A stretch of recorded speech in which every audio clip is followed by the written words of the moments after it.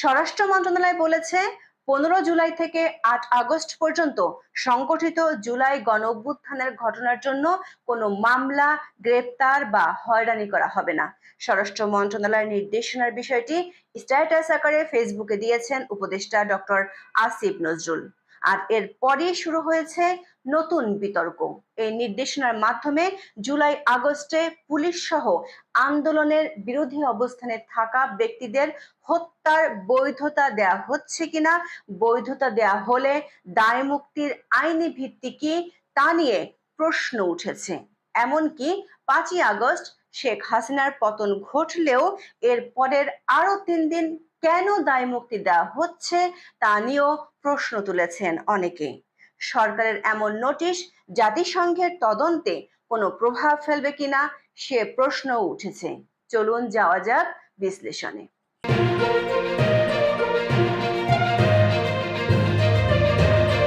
বিতর্ক শুরু হয় 14ই অক্টোবর স্বরাষ্ট্র মন্ত্রণালয় থেকে পাঠানো একটি বিজ্ঞপ্তিকে ঘিরে। ওই বিজ্ঞপ্তিতে বলা হয়, গত 5ই আগস্ট ছাত্র জনতার গণ অভ্যুত্থানে স্বৈরাচারী ফ্যাসিস্ট সরকারের পতনের মাধ্যমে বৈষম্যমুক্ত নতুন বাংলাদেশ গড়ার পথে এক নবযাত্রা সূচিত হয়েছে। এ গণ অভ্যুত্থানকে সাফল্যমণ্ডিত করতে যেসব ছাত্র জনতা সক্রিয়ভাবে আন্দোলনের মাঠে থেকে এর পক্ষে কাজ করেছেন, তাদের বিরুদ্ধে 15 জুলাই থেকে 8 আগস্ট পর্যন্ত সংগঠিত জুলাই গণ অভ্যুত্থান ঘটনার জন্য কোনো মামলা, গ্রেপ্তার বা হয়রানি করা হবে না। মন্ত্রণালয়ের বিজ্ঞপ্তিতে এ বিষয়ে সংশ্লিষ্টদের সর্বোচ্চ সতর্ক থাকার নির্দেশ দেওয়া হয়েছে। এ ধরনের বিজ্ঞপ্তি দেওয়ার সূত্রপাত হয় নোয়াখালীর একটি ঘটনাকে কেন্দ্র করে। 5ই আগস্ট যেদিন শেখ হাসিনা সরকারের পতন হয়, সেদিন নোয়াখালীর সোনাইমুড়ি থানা পুলিশের এক কনস্টেবলকে হত্যা করা হয়েছিল। সে অভিযোগে 12ই অক্টোবর এক কিশোর ও 2 তরুণকে গ্রেপ্তার করে পুলিশ। সেখানকার পুলিশ জানিয়েছিল, গ্রেপ্তারকৃত 3 জন পুলিশ হত্যার কথা স্বীকার করেছে।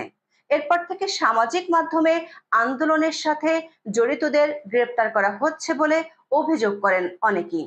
যদিও কোনো ধরনের তদন্ত ছাড়াই এক সমন্বয়ক দাবি করেছিলেন, গ্রেপ্তার হওয়া ওই 3 জন আন্দোলনের সাথে যুক্ত ছিল না। দর্শক, আমরা দেখলাম স্বরাষ্ট্র মন্ত্রণালয়ের নির্দেশনাটিতে কি বলা হয়েছে, সেখানে ব্যবহৃত শব্দ ও বাক্যগুলো কি। এখন দেখতে চাই এই নির্দেশনার আইনগত ও সাংবিধানিক ভিত্তি আছে কিনা। এর আগে দেখে নেই বাংলাদেশের ইতিহাসে আইনগতভাবে দায় মুক্তি দেওয়ার নজিরগুলো। বাংলাদেশের ফৌজদারি অপরাধের অভিযোগকে দায় মুক্তি দেওয়ার 2টি ঘটনা ঘটেছে। প্রথমটি 1975 সালে 15ই আগস্ট বঙ্গবন্ধু শেখ মুজিবুর রহমান ও তার পরিবারের সদস্যদের নির্মমভাবে হত্যা করা হয়েছিল। ওই হত্যাকাণ্ডের 1 মাস 10 দিন পর খন্দকার মোশতাক ইন্ডেমনিটি অধ্যাদেশ জারি করে খুনিদের রেহাই দিয়েছিল। 1979 সালের 9 জুলাই সংবিধানের 5ম সংশোধনীর মাধ্যমে আইনটি বাংলাদেশের সংবিধানে অন্তর্ভুক্ত করে তৎকালীন জিয়াউর রহমান সরকার। 1996 সালের 12ই নভেম্বর এই অধ্যাদেশ বাতিল করে বঙ্গবন্ধু হত্যার বিচার শুরু হয়েছিল। আর 2010 সালে সংবিধানের 5ম সংশোধনীকেই অবৈধ ঘোষণা করে হাইকোর্ট। 4 দলীয় জোট সরকারের সময়ে ফৌজদারি অপরাধের অভিযোগকে দায়মুক্তি দেওয়ার ঘটনা ঘটেছিল।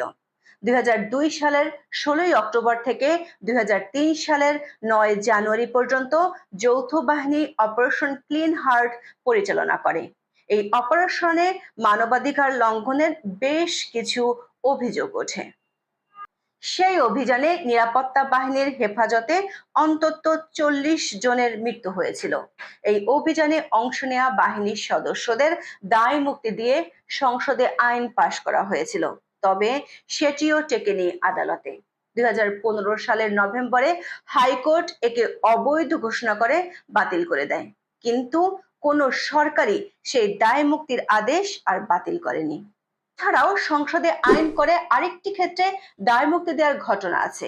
2010 সালে আওয়ামী লীগ নেতৃত্বাধীন 14 দলীয় জোট সরকার কুইক রেন্টাল পাওয়ার প্ল্যান্টকে দায় মুক্তি দেয়, তবে সেটি সরাসরি ব্যক্তি, নাগরিক ও আইন শৃঙ্খলার সাথে সম্পর্কিত বিষয় নয় বলে আজকের আলোচনায় তা নিয়ে বিস্তারিত বলছি না। আমরা নজর দিচ্ছি ফৌজদারি অপরাধের অভিযোগের ক্ষেত্রে দায় মুক্তির প্রসঙ্গটি। এবার দেখি দায় মুক্তি দেওয়ার সাংবিধানিক ও আইনগত ভিত্তি কি। বাংলাদেশের বর্তমান সংবিধানের 3টি জায়গায় দায় মুক্তি শব্দটির উল্লেখ আছে। এর একটি হলো রাষ্ট্রপতির দায় মুক্তি, দ্বিতীয়টি হলো সংসদ সদস্যদের দায় মুক্তি, রাষ্ট্রপতিকে তার কোনো কাজের জন্য কোনো আদালতে কোনো প্রশ্ন ও মামলা করা যায় না। তৃতীয়টি আছে সংবিধানের 3য় ভাগের 46 অনুচ্ছেদে। জুলাই আগস্ট আন্দোলনের প্রেক্ষাপটে সংবিধানের এই বিধানটি খুবই গুরুত্বপূর্ণ এবং তাৎপর্যপূর্ণ। 46 অনুচ্ছেদে বলা আছে, এই ভাগের পূর্ব বর্ণিত বিধান বলিতে যা বলা হয়েছে তা সত্ত্বেও প্রজাতন্ত্রের কর্মে নিযুক্ত কোনো ব্যক্তি বা অন্য কোনো ব্যক্তি জাতীয় মুক্তি সংগ্রামের প্রয়োজনে কিংবা বাংলাদেশের রাষ্ট্রীয় সীমানার মধ্যে যে কোনো অঞ্চলে শৃঙ্খলা রক্ষা বা পুনর্বহলের প্রয়োজনে কোনো কাজ করে থাকলে সংসদ আইনের দ্বারা সেই ব্যক্তিকে দায় মুক্ত করতে পারবে। এমনকি ওই অঞ্চলে প্রদত্ত কোনো দণ্ডাদেশ, দণ্ড বা বাজেয়াপ্তির আদেশকে কিংবা অন্য কোনো কাজকে বৈধ করে দিতে পারবে। এই অনুচ্ছেদ অনুযায়ী গণ অভ্যুত্থানকে জাতীয় মুক্তি সংগ্রাম হিসেবে দেখানো গেলেই গণ অভ্যুত্থানের সঙ্গে সম্পর্কিত যে কোনো ফৌজদারি অপরাধের অভিযোগকে আদালতের বাইরে রাখা সম্ভব। তবে সেটি করতে গেলে তৈরি হবে আরো ভয়াবহ জটিলতা। বর্তমান সংবিধানে অভ্যুত্থানের মাধ্যমে সরকার উৎখাতের কোনো সুযোগ নেই। সংবিধানের 2য় ভাগের 11 অনুচ্ছেদ অনুযায়ী অনির্বাচিত সরকার প্রতিষ্ঠার কোনো সুযোগ নেই। আবার 7-এর 1 অনুচ্ছেদ বলছে, প্রজাতন্ত্রের সব ক্ষমতার মালিক জনগণ এবং জনগণের পক্ষে সেই ক্ষমতার প্রয়োগ কেবল সংবিধানের অধীন এবং কর্তৃত্বে কার্যকর হবে। তার মানে সংবিধানই রাষ্ট্রের সর্বোচ্চ আইন এবং সংবিধান অনুযায়ী নির্বাচিত সরকার উৎখাত করে অনির্বাচিত সরকার প্রতিষ্ঠাকে জাতীয় মুক্তি সংগ্রাম বলার কোনো সুযোগ নেই। উল্টো সাংবিধানিক কর্তৃত্বকে অমান্য করাকে রাষ্ট্রদ্রোহ বলা হয়েছে বর্তমান সংবিধানে। 7-এর ক-এর 1 অনুচ্ছেদ বলছে, সংবিধান লঙ্ঘন করলে সেটি হবে রাষ্ট্রদ্রোহ অপরাধ। সংবিধানের ভাষায় এটি ষড়যন্ত্র।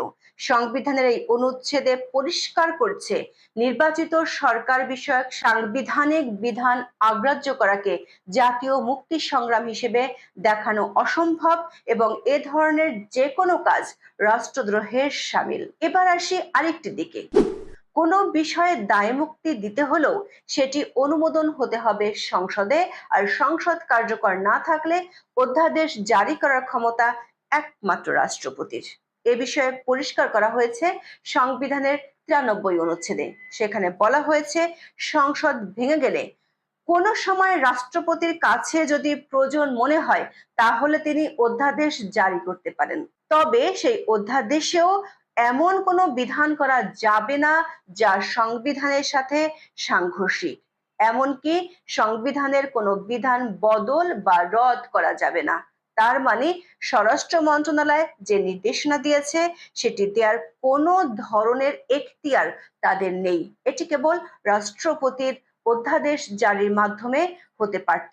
তবে রাষ্ট্রপতিরও এ ধরনের কোনো অধ্যাদেশ জারির এখতিয়ার নেই, কারণ বিষয়টি সংবিধানের মৌলিক বিধানের পরিপন্থী।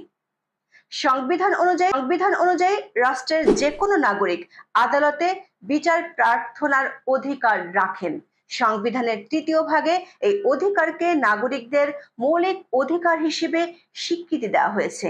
সংবিধানের 26, 27, 31 ও 32 অনুচ্ছেদের মূল কথা হলো, দেশের সব নাগরিক আইনের দৃষ্টিতে সমান এবং আইনের সমান আশ্রয় লাভের অধিকারী।